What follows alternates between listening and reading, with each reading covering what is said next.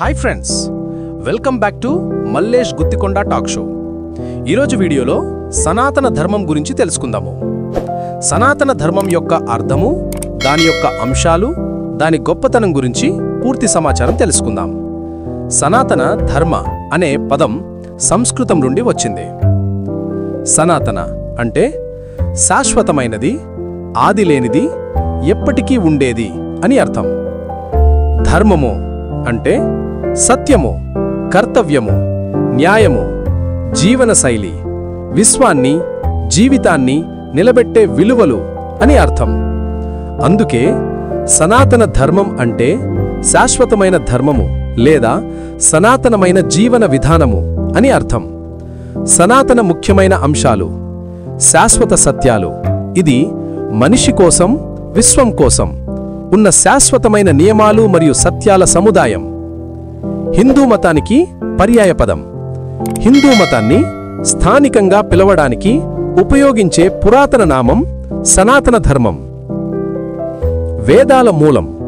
దీనికి మూలం వేదాలు. ఇది ఏ ఒక్క ప్రవక్త లేదా గురువు స్థాపించినది కాదు. విలువలు. దీనిలో ముఖ్యంగా సత్యము, అహింస, దయ, క్షమ, స్వీయ నియంత్రణ వంటి సద్గుణాలకు ప్రాధాన్యత ఇవ్వబడుతుంది. మార్గదర్శనం. ఇది మనిషి జీవితానికి 4 ప్రధాన లక్ష్యాలను అంటే పురుషార్థాలను నిర్దేశిస్తుంది: ధర్మము, అర్థము, కామము, మోక్షము. సనాతన ధర్మం అనేది కేవలం మతపరమైన ఆచారాలు మాత్రమే కాకుండా మనిషి ఆధ్యాత్మిక, మానసిక మరియు సామాజిక అభివృద్ధికి మార్గదర్శనం చేసే ఒక సంపూర్ణ జీవన విధానం. ఫ్రెండ్స్, చిన్న రిక్వెస్ట్. చాలామంది వీడియో చూస్తున్నారు కానీ ఎవ్వరూ లైక్ చేయట్లేదు. So friends, please like, subscribe and share. Thank you. సనాతన ధర్మం ఎప్పుడు ప్రారంభమైంది? సనాతన ధర్మానికి నిర్దిష్టంగా ఒక ప్రారంభ తేదీ అంటూ లేదు.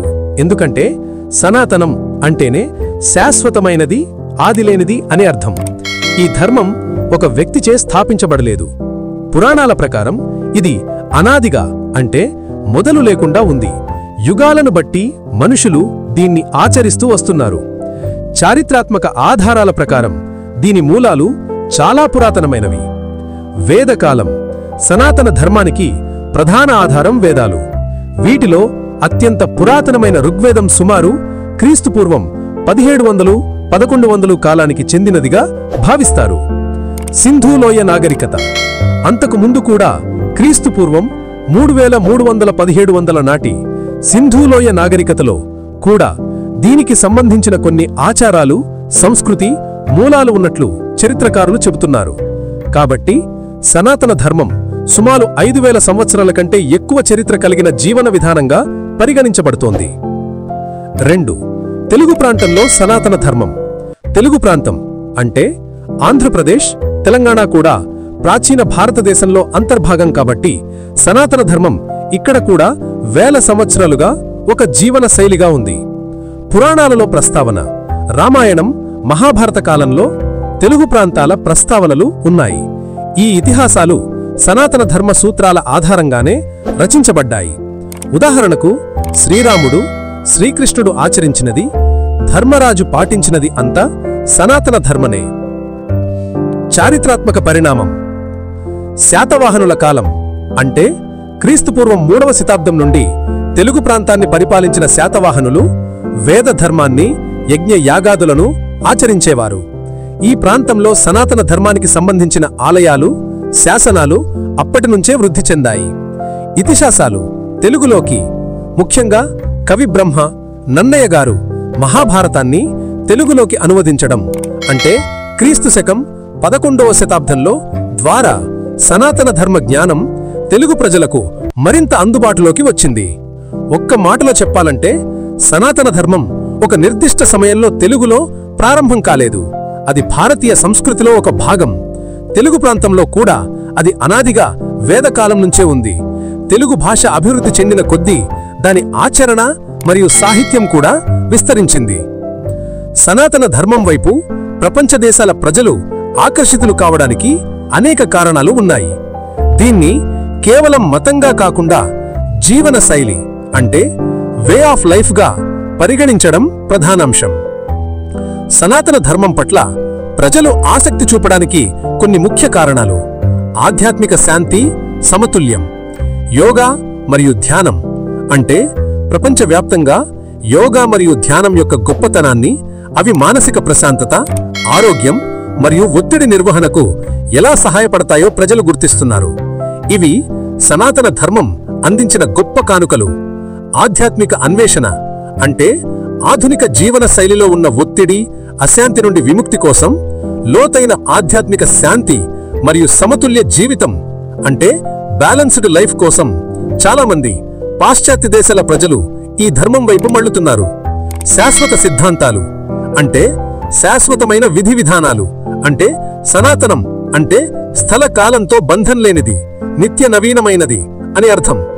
ఈ ధర్మం సత్యము, అహింస, ధర్మము, కర్మము, పునర్జన్మ వంటి శాశ్వత సిద్ధాంతాలను బోధిస్తుంది.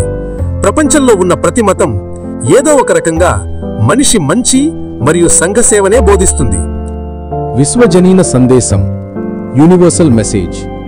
భగవద్గీత, ఉపనిషత్తులు వంటి గ్రంథాలలోని బోధనలు ఏ ఒక్క ప్రాంతానికో మతానికో పరిమితం కాకుండా సకల మానవాళికే వర్తించే విశ్వజనీన సందేశాన్ని అందిస్తాయి.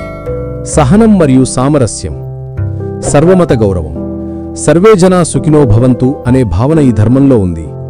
అన్ని మతాలను, మార్గాలను గౌరవించే సహనం, టాలరెన్స్ మరియు సామరస్య సిద్ధాంతాలు ఇతర దేశాల వారికి ఆకర్షణీయంగా కనిపిస్తున్నాయి. మార్గాల స్వేచ్ఛ, ఒకే మార్గం లేదా ఒకే దేవుడు అనే కాకుండా మోక్షాన్ని లేదా సత్యాన్ని తెలుసుకోవడానికి అనేక మార్గాలు ఉన్నాయని ఈ ధర్మం చెబుతోంది. ఈ స్వేచ్ఛ ప్రజలకు నచ్చుతోంది. జ్ఞానం మరియు వివేకం, కర్మ సిద్ధాంతం.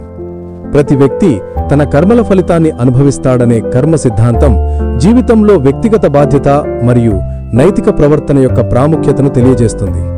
వేదాంతం, ఆత్మ, బ్రహ్మం, ప్రకృతి గురించి వేదాలు మరియు వేదాంతం అందించే లోతైన జ్ఞానం మరియు తాత్విక దృక్పథం మేధావులను మరియు అన్వేషకులను ఆకర్షిస్తున్నాయి.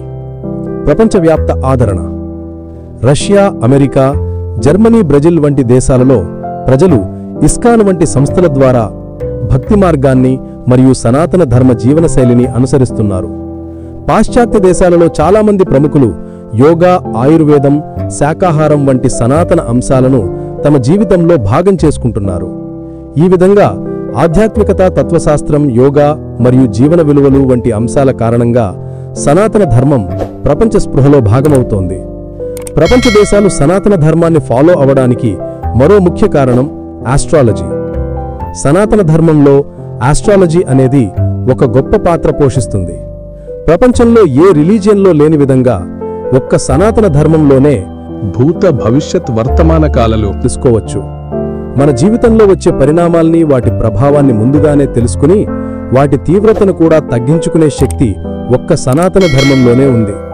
అంతేకాకుండా సనాతన ధర్మంలోని ఈ ఆస్ట్రాలజీ మూలంగా కర్మఫలాలను కూడా తగ్గించుకోవచ్చు. ఉదాహరణకు 100% మనకి చెడు జరగవలసిన సమయంలో కూడా వాటి తీవ్రతను తగ్గించుకోగల శక్తి సనాతన ధర్మంలోని ఆస్ట్రాలజీలో ఉంది. మన పూర్వీకులు ఎటువంటి టెక్నాలజీ లేని సమయంలో కూడా అంతరిక్షంలో ఉన్నటువంటి అనేక రకాల గ్రహాల గురించి, వాటి పరిమాణాల గురించి, అవి సంచరించు వేగాన్ని కూడా లెక్కకట్టు చెప్పగలిగారంటే అది ఒక్క సనాతన ధర్మంలోని ఆస్ట్రాలజీ యొక్క గొప్పతనమే చెప్పుకోవచ్చు. మానవుల కర్మఫలాలను, పాపాలను తగ్గించుకోవడానికి దేవాలయాల్లో నవగ్రహాలను ఏర్పాటు చేసి వాటిని పూజించటం వలన వారి యొక్క పాపాల తీవ్రతను తగ్గించుకోవడానికి వెసులుబాటు కల్పించారు. వాస్తుశాస్త్రం సనాతన ధర్మంలో ఒక భాగం.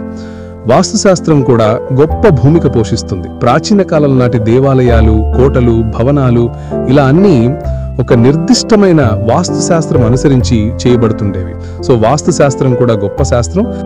రెమెడీస్ మన పాపకర్మ ఫలాల తీవ్రతను తగ్గించుకోవడానికి రెమెడీస్ అనేది కూడా ఒక్క సనాతన ధర్మంలోనే ఉంది, మరి ఏ రిలీజియన్లో లేదు.